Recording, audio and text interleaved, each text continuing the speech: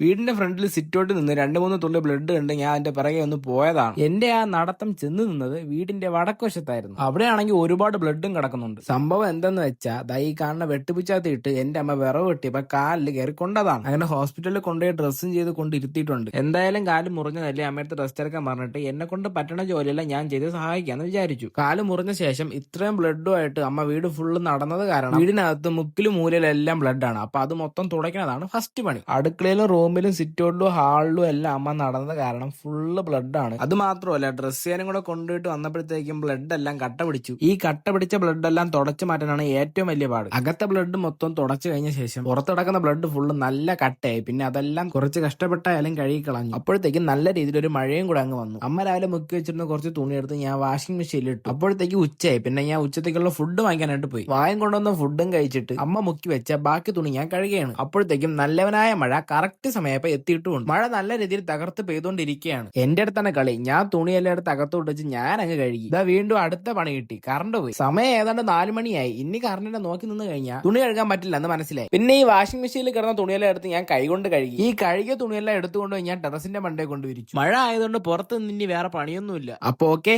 By.